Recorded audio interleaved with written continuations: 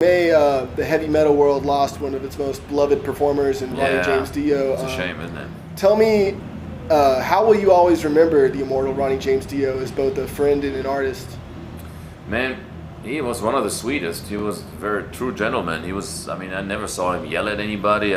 We toured with him quite a bit in the 80s, and he was always very kind and very nice to us, and superb performer. This little fellow, he had a huge voice, as everybody knows. And last time I saw him was on that 2005 tour in Athens, Greece. And I remember it was actually his birthday or somebody's birthday in his entourage. I don't remember, but we were all celebrating on top of a rooftop hotel there overlooking Athens. It was beautiful. One of those, great moments after a show. Everybody was happy and it was great. And I can't believe he's gone.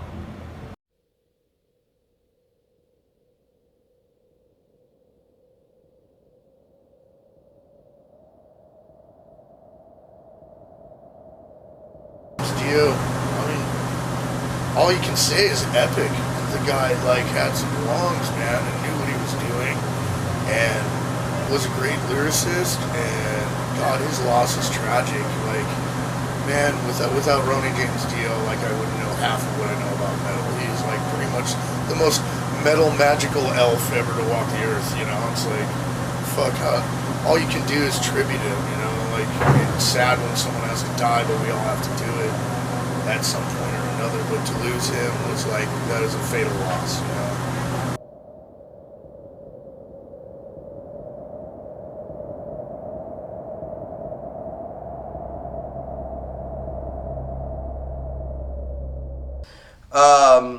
Ronnie Dio, man. What do I say about Ronnie Dio, dude?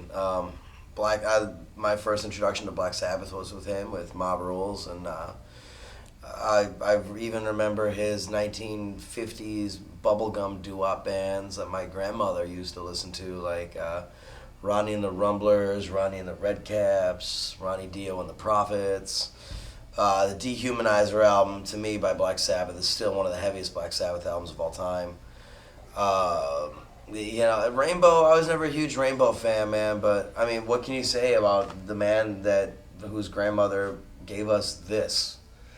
It's an icon that will withstand the test of time in our genre. And this genre is going to last for hundreds, if not thousands of years. And so for kids to be sitting there going like this, and you're 23, 48, what can you say about a man who's left such a mark on the world such as that? You know what I mean?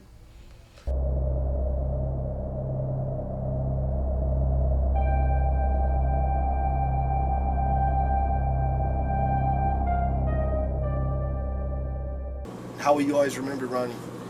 Actually, that's a good question. Ronnie Dio was one of my first influences as far as heavy music. I was introduced to him. My neighbor used to play, Black Sabbath and stuff, and I heard something with him singing on it. And then he came out with a solo album, Rainbow in the Dark. And I was a kid. I'd never heard anything like it. I was listening to Parliament, Prince, and Bootsy, and I went and bought this record, and it was just amazing, Vivian Campbell on guitar and Carmine Appice on drums, and just the sounds of that record. And then the next one, the follow-up, Last in Line, and all that was just. Yeah. I became a big Dio fan. He was just, it was just so. Just to be stupid, just a rocking record. It was just man. It was just. I'm a big diehard Sabbath fan, and yeah. When he was in Rainbow, that was cool and stuff. But when they did Heaven and Hell, man, I was just like, this is amazing. And yeah. I just followed his career from there, and he's Ronnie James, dude. You can't touch him. Yeah, I felt bad that he passed. He was a really nice guy too, man. He was super cool. Yeah. So, You've met him before? Yeah, a few times. Excellent. Yeah, and it's funny that he passed. My mom died right before he did of the same exact cancer. Yeah, that's it. Yeah, just about a month before.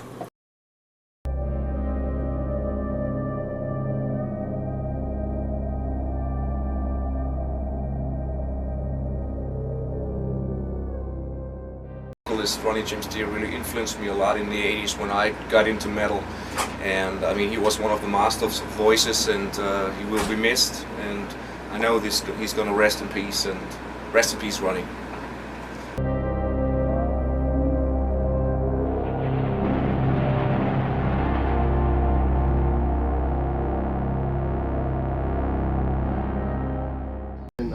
How will you always remember Ronnie? Loved him, man.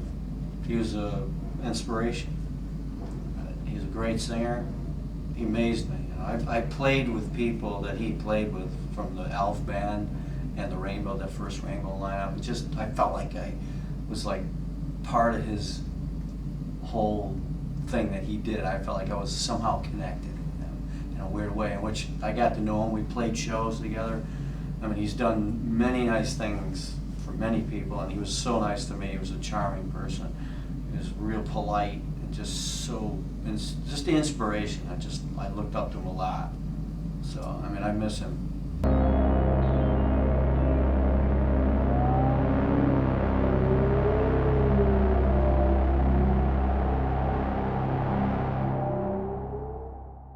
I love a lot of stuff that Ronnie did. Love the Black Sabbath stuff, Mob Rules and Heaven and Hell.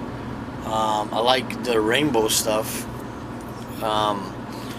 And I like Dio's solo career too, you know.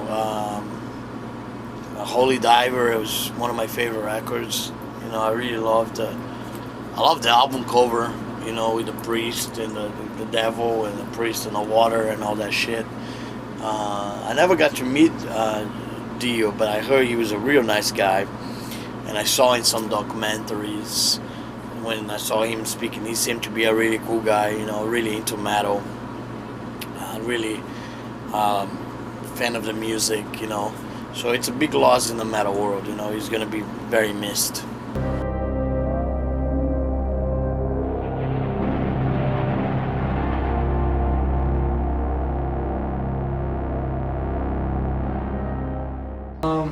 You know, Ronnie, I have like so many great memories, you know, of Ronnie, you know, within the music world and outside the music world, you know. I mean, he was just a great person.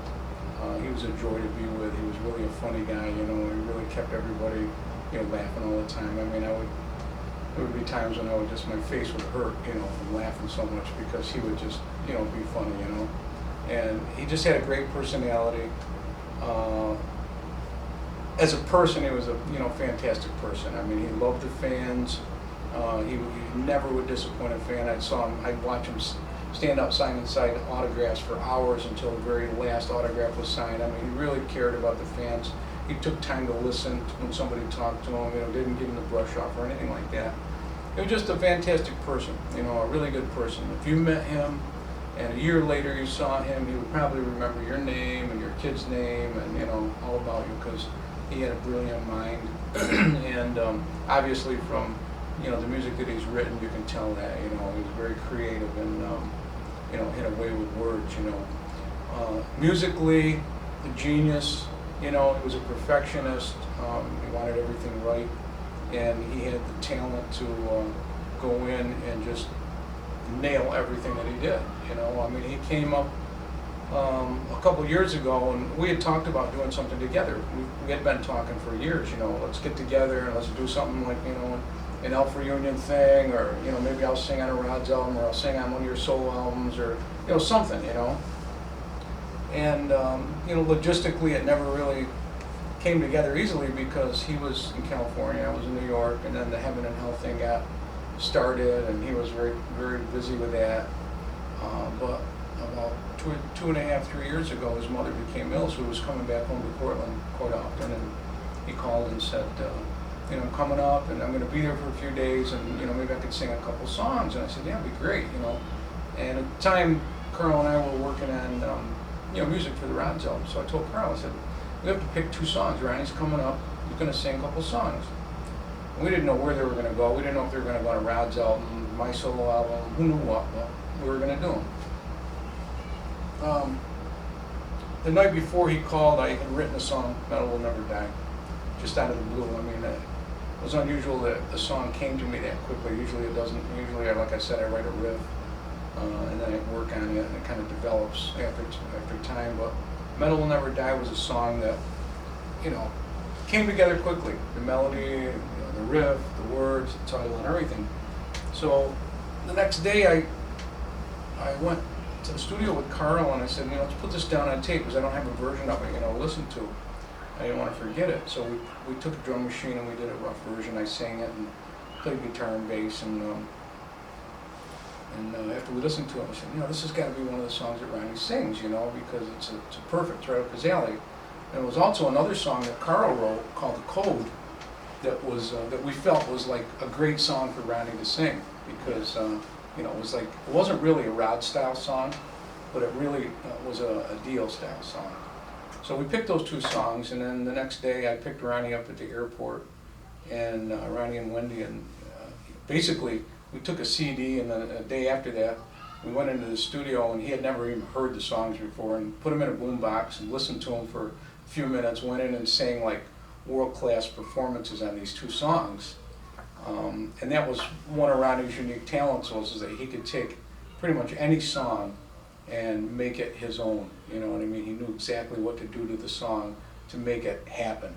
And I had seen him do this before with Alf, in previous years, and I knew what to expect, and I had told Carl that, I said, you're not going to believe it when you see it, but bing, bing, boom, he was like, did this incredible versions of the song. So, long story short, we had these two songs that he had sang, and we put them on the shelf. We didn't know what was going to happen with them. And 2 years goes by, and Ronnie becomes ill right around the same time that I started doing my solo album. And it was around November of a year ago. And so I thought, well, okay, I'm doing the solo album, and I spoke with Wendy, the label, and Ronnie and Wendy planned to form this DG Entertainment Group label before Ronnie got sick. And of course, then when Ronnie got sick, they kind of put it on the back burner. But Wendy said, well, we can put your solo record out, maybe we'll take one of Ronnie's songs, put it on there, and then when the Rods finish their record, we can put the other song on the Rods record, so we can kind of put one on each record. But we all thought that was a great idea. So I took, Metal Will Never Die, because it happened to be the song I wrote, and Carl had written this Code, which is going to be on the Rods record. And I finished my solo record, and that record was recorded, during the time Ronnie was ill, and some of the songs kind of reflect, my feelings and emotions that I was going through during that time.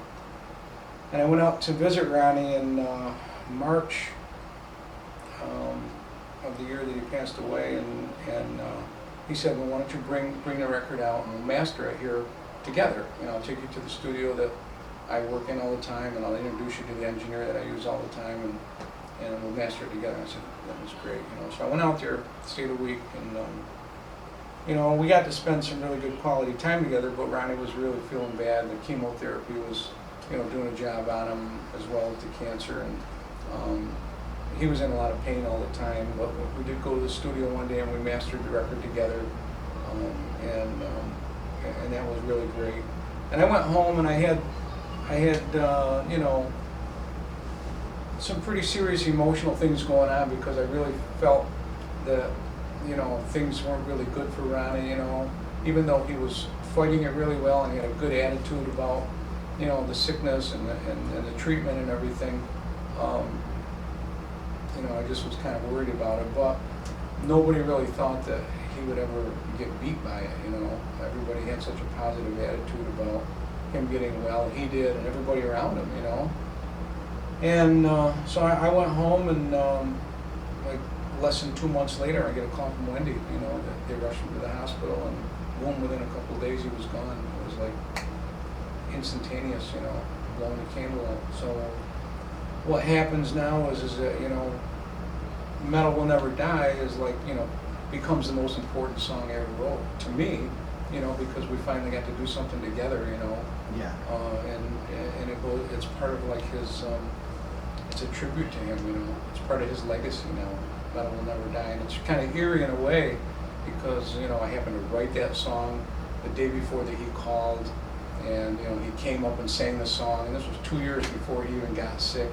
It's kind of weird, but Sounds like a gift from above almost. yeah, and it has just a lot of meaning to me now, so it's horrific, the turn of events, because we had planned to do an Elf reunion, and there could have been so much more done that was planned,